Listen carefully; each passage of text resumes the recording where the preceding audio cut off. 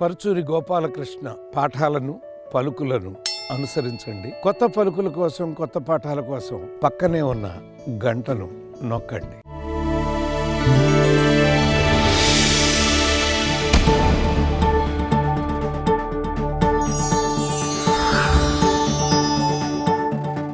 అందరికీ నమస్కారం.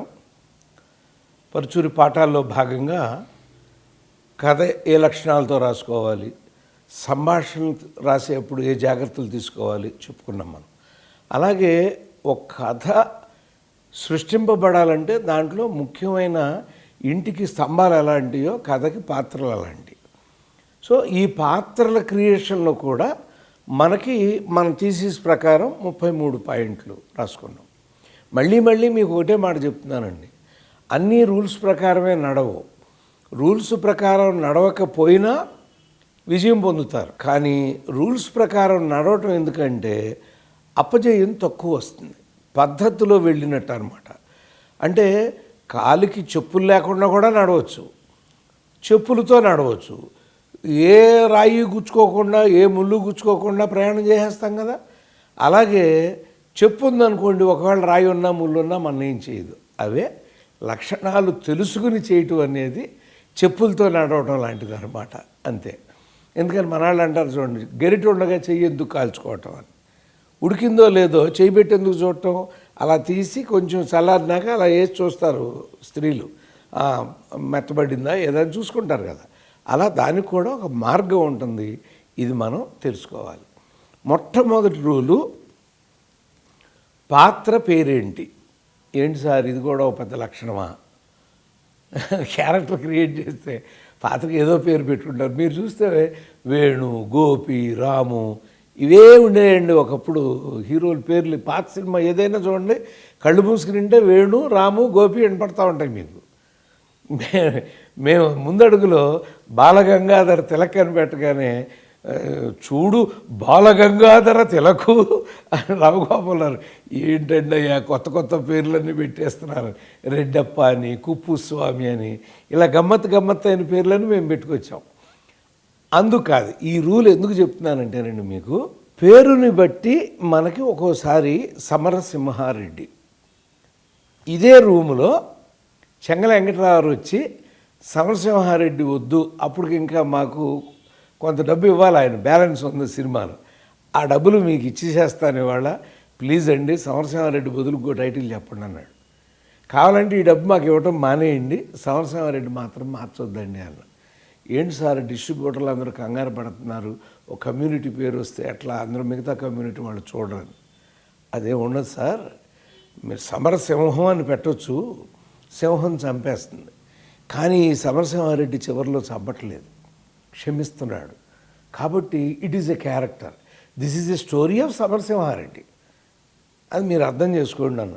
ఏమో మీ ఇష్టం అని పాపం బాధగానే వెళ్ళిపోయాడండి చంద్రబాబు గారు. మేమందరం ఆ హోటల్లో ఆ రోజున ఆడియో ఫంక్షన్ వచ్చినప్పుడు నేను సమరసింహారెడ్డి అని పలుకుతా అంటే వెనకాల ఉన్న అభిమానులు, బాలయ్య అభిమానులు ఓ భయంకరంగా ఏళ్ళలో కేకలు, బేభత్సం. అతను వచ్చి చెంగల వెంకటరావు వాటేసుకుని ఏ డిస్ట్రిబ్యూటర్లు వద్దన్నారో వాళ్ళందరూ ఊగిపోతున్నారు సార్ ఇప్పుడు ఆ పేరుకి అని. ఇప్పుడు ఇక్కడ ఊగటం కాదండి, రేపు జనం ఊగుతారు చూడండి వెళ్ళి.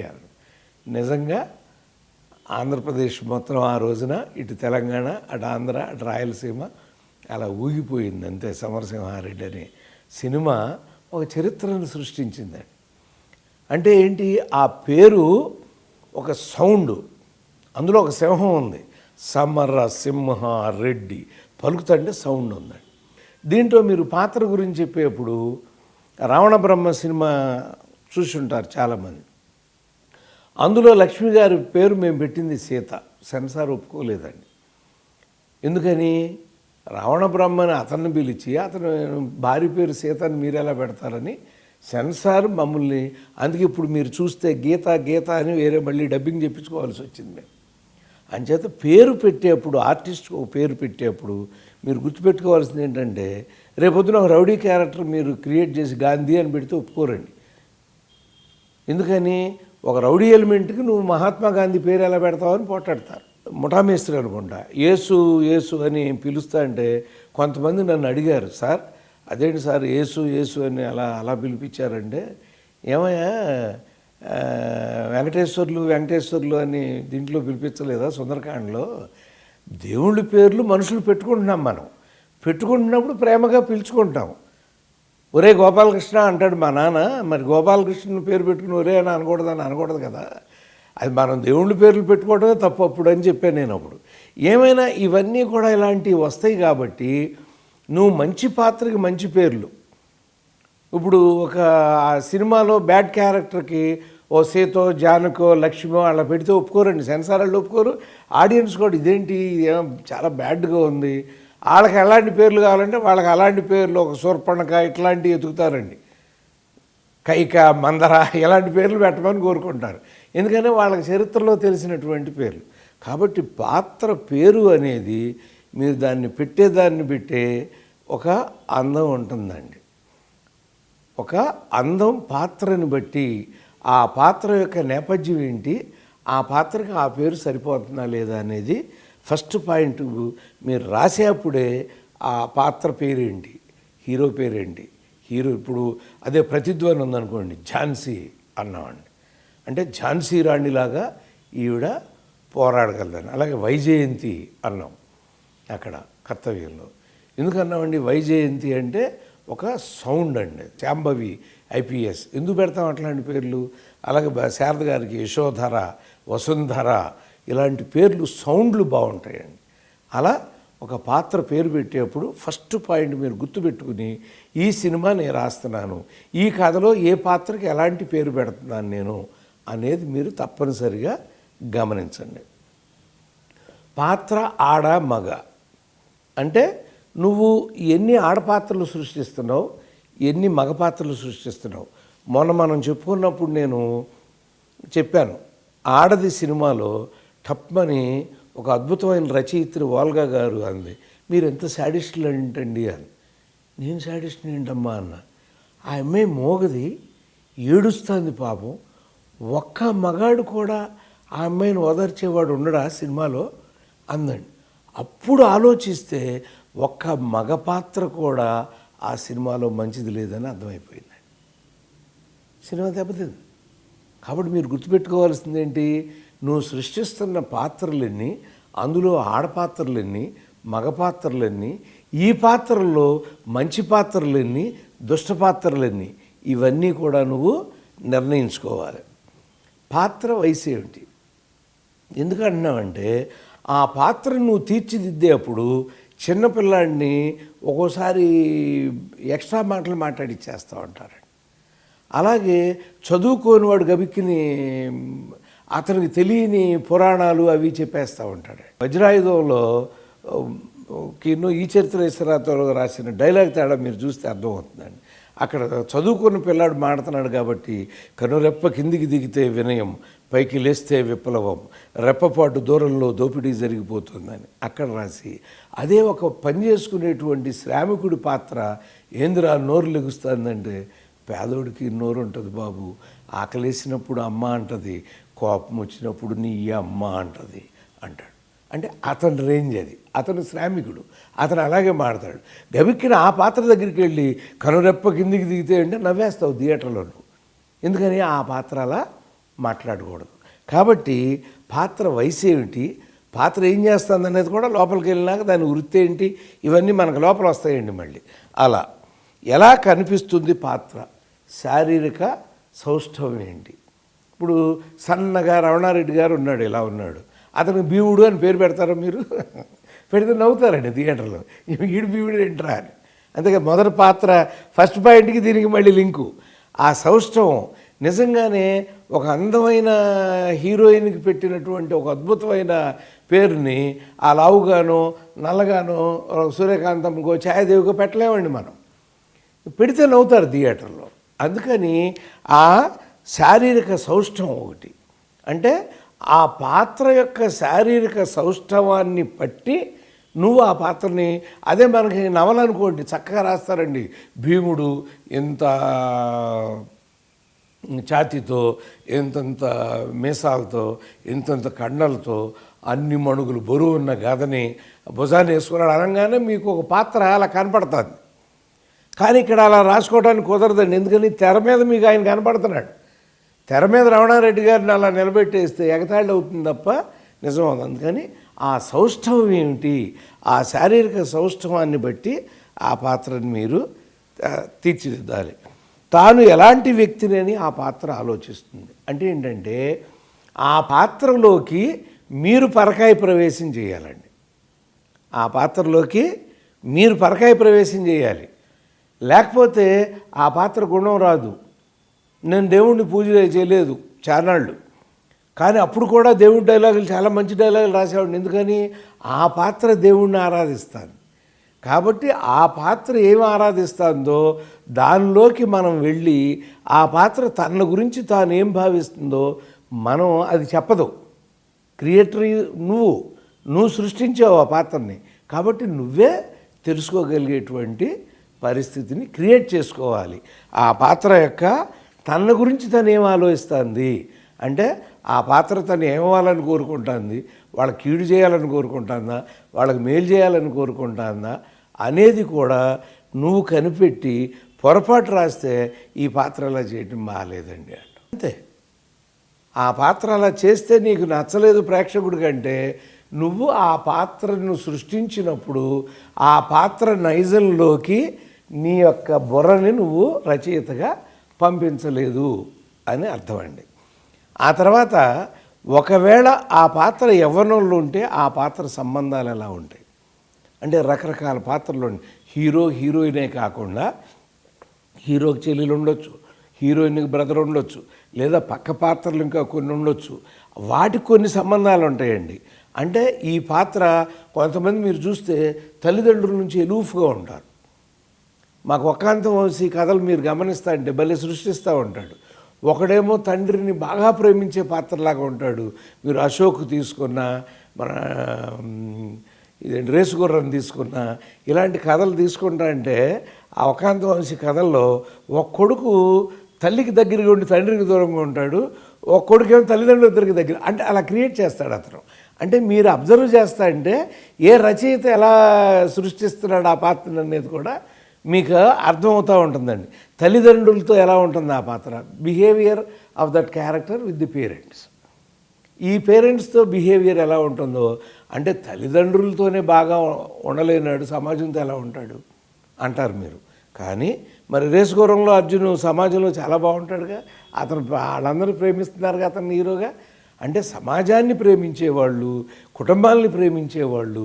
కాబట్టి ఈ యవ్వనంలో ఉన్నటువంటి వాళ్ళు ఏం చేస్తున్నారు అనేది మనం పట్టుకుంటాం.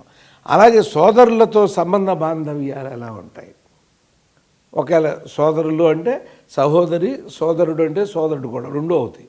అంటే చెల్లెలు, అన్నా చెల్లెళ్ళ అనురాగానికి తెలుగు సినిమాలు పెద్దపీట వేస్తాయి. మీరు రక్త సంబంధాలు ఇలాంటి సినిమాలన్నీ చూస్తే మన నాగేశ్వరరావు కూడా అద్భుతమైన సినిమాలు ఉంటాయండి అన్నా చెల్లెళ్ళ అనుబంధంతో. కాబట్టి అదొక అనుబంధం. అలాగే అన్నదమ్ముల అనుబంధాలు ఉంటాయండి. ఇద్దరు ముగ్గురు అన్నదమ్ములు, మొన్న జైలు అవకాశం చూశారు మీరు. ఇద్దరు తమ్ముళ్ళు ఆ బ్రదర్ కోసం పడే తాపత్రయం ఆ చివరికి ఏమైంది అనేది మీరు అబ్జర్వ్ చేస్తున్నారండి. ఆ ఫీలింగ్లు అండి అట్లా. అలాగే జనతా గ్యారేజ్లోకి వెళ్ళేసరికి ఆడు తన కుటుంబం అని తెలవగానే ఆ పిల్లాడు తండ్రి లేడు, ఎవరు లేరు, కానీ ఇక్కడ ఒక పెదనాన్న ఉన్నాడని అందులో ఉన్న అనుబంధం. అలా తల్లిదండ్రులతో కానీ, కుటుంబ సభ్యులతో కానీ, సోదరులతో, మిగతా వాళ్ళతో కూడా పాత్ర ఎలా ప్రవర్తిస్తుంది అంటే అంటీ ముట్టినట్టుగా ఉంటుందా మిగతా వాళ్ళతో. అంటే కొంతమంది చాలా మౌనంగా ఉంటారండి యోగిలాగా, కొంతమంది గలగలగలగల మాడుతూ ఉంటారు. అలా సృష్టిస్తూ ఉంటారండి పాటని. మీరు శ్రీమంతుడు చూస్తే ఆమె చారుసేలు ఎక్కువ మాట్లాడుతుంది, హీరో కంటే హీరోయిన్ ఎక్కువ మాట్లాడుతుందండి. ఆమె మాట్లాడటంలోనే ఫైనల్గా హీరోకి ఉండాల్సిన మేనరిజం ఆమెకి రాసుకున్నాడు శివ. ఏంటి మనం కూడా ఏదో చేయాలి లేకపోతే లావైపోతాం అనేది ప్రపంచం అంతా అలవాటు చేసుకుంది ఆమె మాటని.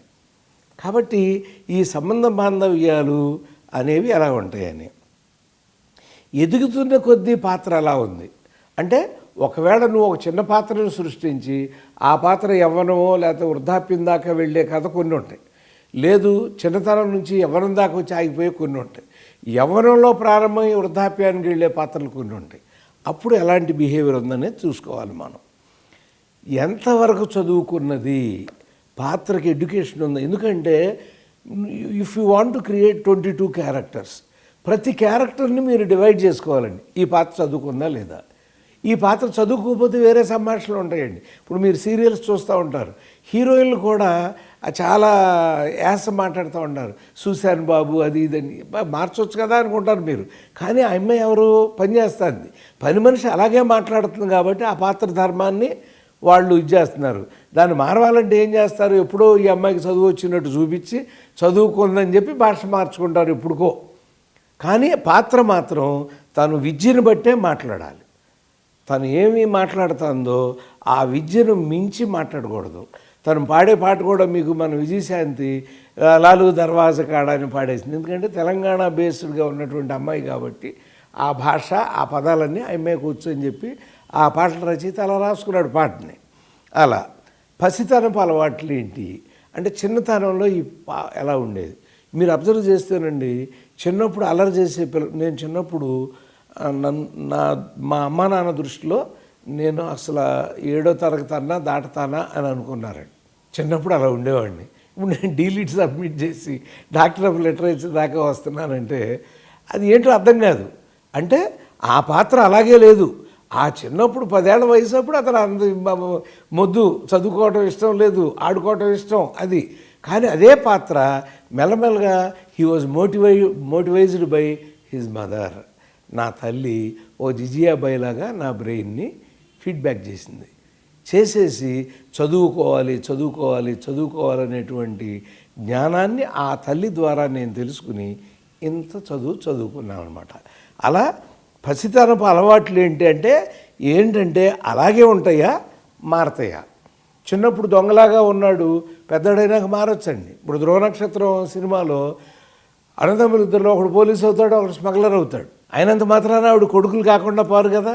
అంటే చిన్నప్పుడు అలవాటు ఏదో ఆ చిన్నప్పటి నుంచి ఆ మొండితనం ఎదిరించే నేచర్ అలాగే ఆ పాత్ర అలాగే ఎదుగుతాడండి వెంకటేష్ బాబు పాత్ర. అలా పెరిగిన ప్రదేశం, వాతావరణం, ఆటి ప్రభావాలు కూడా ఉంటాయండి. ఇప్పుడు మీరు చూడండి, అమెరికాలో పుట్టిన పిల్లల్ని ఆ భార్యాభర్తలు ఇద్దరు ఉద్యోగాలు చేసుకుంటాంటే తీసుకొచ్చేసి ఇక్కడ అమ్మమ్మల దగ్గర నాయనమ్మల దగ్గర వదిలేస్తారండి. ఈ పిల్లలు అచ్చమైన మన తెలుగు మాటలు, తెలుగు తిట్లు అన్నీ నేర్చేసుకుంటున్నారు ఇక్కడ. వీళ్ళు కొంచెం పెరిగి అక్కడికి వెళ్ళేసరికి మళ్ళీ ఆ భాష నేర్చుకోవాలంటే ఎంత బాధో. అలాగే మా అమ్మాయి పసిపిల్లగా ఉన్నప్పుడే మా మూడో అమ్మాయి తన్వి అని తన కూతురుని తీసుకుని అమెరికా వెళ్ళింది. ఒక 3-4 ఏళ్ళు అయినాక బాధపడిపోయి 2002లో ఇక్కడికి వచ్చి ఒక 6 నెలలు ఉండిపోయిందండి. ఏంటంటే నా కూతురు తెలుగు మాట్లాడట్లేదు, దాన్ని తెలుగు మాట్లాడినాకే నేను ఈ ఊరి నుంచి వెళ్తానని చెప్పి ఆ చిన్న పిల్ల చేత 3-4 ఏళ్ల పిల్ల చేత నాకు ఇప్పుడు నేను మర్చిపోలేనండి. తను ఇంత ఉండేదండి. అప్పుడు ఎవరన్నా ఇంగ్లీష్ మాట్లాడుతున్నారా అని చూసి వాళ్ళ పక్కన పాపం కూర్చునేదండి. అంటే తనకి ఈ భాష అర్థం కాదు, ఆ భాషే అర్థమవుతుంది. మెల్లమెల్లగా ఇక 6 నెలలు వెళ్తా అంటే అసలు పరిగెత్తుకొచ్చి విమానాశ్రయంలో నేను వెళ్ళని తాతగారు అమ్మని వెళ్ళిపోమనండి అని అంత అచ్చమైన తెలుగు పిల్ల అయిపోయింది 6 నెలలు. కాబట్టి ఇది మనం ఏమంటున్నామండి, ఇక్కడ పెరిగిన ప్రదేశం, వాతావరణం. వాళ్ళు అమెరికా పెరిగితే అమెరికాకి అలవాట్లు వస్తాయి, ఇంగ్లాండ్లో పెరిగితే ఇంగ్లాండ్ అలవాట్లు వస్తాయి, ఆస్ట్రేలియాలో పెరిగితే ఆస్ట్రేలియా అలవాట్లు వస్తాయి, ఇక్కడ హైదరాబాద్లో పెరిగితే హైదరాబాదు, విజయవాడలో పెరిగితే అలవాట్లు వస్తూ ఉంటాయి. అంటే ఎన్విరాన్మెంట్, నీ చుట్టూ ఉన్నటువంటి మనుషుల యొక్క ప్రవర్తన, ప్రభావం నీ మీద ఉంటుంది. పాఠశాల విద్య తర్వాత కళాశాల చదువు ఉందా? ఎందుకు చెప్తున్నానంటే ఇవన్నీ ప్రతి పాత్రకి అంటే 10th క్లాస్ ఆపేసిందా? ఇప్పుడు మన డైరెక్టర్లో 2-3 పెద్ద డైరెక్టర్లు 10వ క్లాస్ దగ్గర అయిపోయి ఉన్నారండి. కానీ వాళ్ళు అద్భుతమైన సినిమాలు తీశారు. సో చదువుకి సినిమాకి సంబంధం లేదు, కానీ చదువుకి జీవితానికి మాత్రం సంబంధం ఉంటుంది. ఇది గుర్తుపెట్టుకోవాలి మీరు. When you are creating a character, ఒక 10th క్లాస్ చదివిన వాడితో ఒక MA పాస్ అయినా, MBA పాస్ అయినాడు, ఒక సివిల్ ఇంజనీరు, ఒక మెకానికల్ ఇంజనీరు లాగా బిహేవ్ చేర్చకూడదు. ఆ తర్వాత పాత్రకు పెళ్ళయిందా అంటే నువ్వు ఒక 23-24 పాత్రలు క్రియేట్ చేసుకున్నావు. క్రియేట్ చేసుకున్నప్పుడు ఈ క్రియేట్ చేసుకున్నటువంటి పాత్రలన్నీ కూడాను పెళ్ళి అయిన పాత్రలు, పెళ్ళి కాని పాత్రలు ఇలా బైఫర్కేట్ చేసుకోవాలండి. నువ్వు అందరికీ పెళ్ళి అయిందన్నావు అనుకో, ఇప్పుడు ఈ మధ్య మనం చూస్తున్నాం బ్రహ్మోత్సవాలు, కృష్ణవంశీ సినిమాలు, ఇలా కొన్ని మీరు చూస్తూ ఉంటారండి, చాలా సినిమాలు చూస్తూ ఉంటారు. అలా ఫ్రేమ్ పెడితే ఫ్రేమ్ నిండా ఉంటారు, అసలు ఎవరికి ఎవరు ఏమవుతారో ఆడియన్స్కి తెలియట్లేదండి. పాత రోజు సినిమాకి ఈ రోజుల సినిమాకి మీకు అదే తేడా, ఈ పాయింట్ అదే మీకు చెప్తాను నేను. ఎన్ని పాత్రలు సృష్టించావు, అతని భార్య ఎవరో కూడా తెలియదండి, అక్కడ నిలబడినాడు, వాళ్ళ పక్క పక్కన నిలబెడితే తెలుస్తుంది తప్ప ఓహో ఇతని భార్య, ఇతని తల్లి, ఇతని తల్లిదండి అని. అది కథకి కరెక్ట్ కాదండి. కానీ ఒక ఫ్రేమ్ అందంగా ఉంటుందని అలా చూపించేస్తున్నారండి, కానీ అది ధర్మం కాదు. చాలా సినిమాల్లో వస్తాయి, నాట్ ఓన్లీ కృష్ణవంశీ అండ్ మన బ్రహ్మోత్సవం, చాలా అన్ని ఆల్మోస్ట్ చాలా సినిమాల్లో నేను గమనిస్తున్నానండి.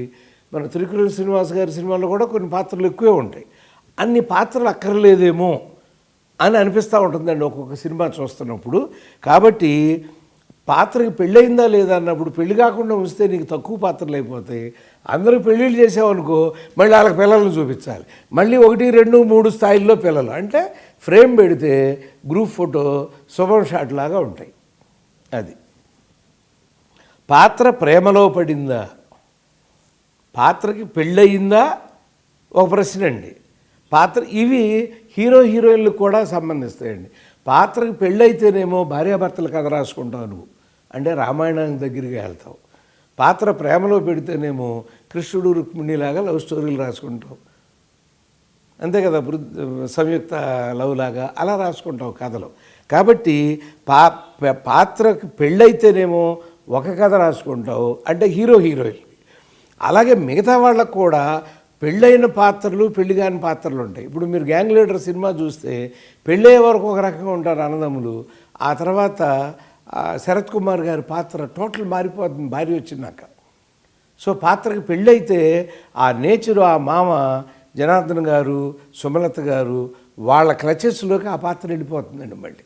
అలా మీరు అబ్జర్వ్ చేసి చూస్తున్నప్పుడు మీకు అర్థమవుతుంది. అది విదురుడు కానీ విధవరాలు కానీ, అంటే ఈ పాత్రకి భార్య పెళ్ళై చనిపోయి ఉందా భార్య, లేదా ఈవిడికి పెళ్ళై భర్త చనిపోయి ఉన్నాడా, అది కూడా నువ్వు క్లాసిఫై చేసుకోవాలి. అంటే ఇది ఎందుకు చేసుకోవాలంటే దానికి కారణం చెప్తావా కథలో, చెప్పాలంటే ఎక్కడో క్రియేట్ చేయాలి సీన్ని, లేదు డైలాగులో చెప్తావా, దృశ్యంలో చెప్తావా, ఇవన్నీ కూడా మనం ఆలోచించుకోవాల్సిన అవసరం ఉంటుందండి. ఇప్పటికీ మనకి పాత్రలని సృష్టిలో మొదటి 10 పాయింట్లు పూర్తయినాయండి. ఇంతవరకు ఒక క్లాస్ లాగా చూసుకుని మీరు ఒకసారి మీరు రాసుకున్నటువంటి కథల్లో ఇవన్నీ కరెక్ట్గా వస్తున్నాయా లేదా అనేది అబ్జర్వ్ చేసుకోండి. చేసుకున్నాక ఇప్పుడు 11వ పాయింట్లోకి వెళ్ళిపోదామండి మళ్ళీ మనం. అంటే పాత్రను సృష్టించేప్పుడు తీసుకోవాల్సిన జాగ్రత్తల్లో 11వ పాయింట్ ఏంటంటే